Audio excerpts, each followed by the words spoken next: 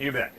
The overwhelming evidence is, due to the writings of the early church fathers, that Matthew wrote Matthew, Mark wrote Mark, Luke wrote Luke, and John wrote John, in spite of the fact that you're very accurate. The original manuscripts, the earliest manuscripts that we have, do not have at the start the gospel according to Matthew, the gospel according to Mark. Okay, that was added. So you make a great point.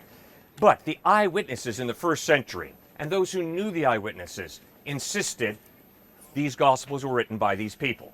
But even if they're wrong, it doesn't change the fact that the eyewitness community accepted Matthew, Mark, Luke, and John as historically reliable. Now, I like the way you're dressed. Thank you, thank you. Stuart has 3 daughters. They're my granddaughters, his daughters. Now, we're going to tell them, they're not here right now, but we're going to tell them about the privilege we had of talking with you. Oh, thank you. He's going to describe you, and I'm going to describe you. Our descriptions are not going to be precisely the same, right?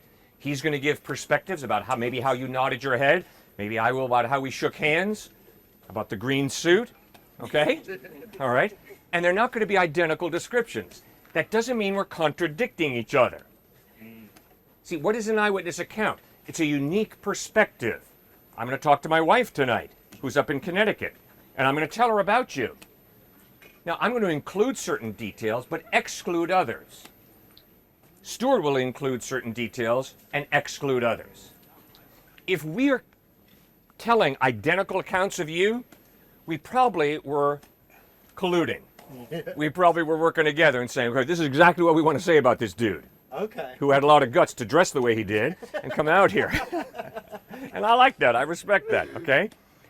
So, Matthew gives a unique perspective, Mark a unique perspective, Luke and John. Does that make sense? Yes.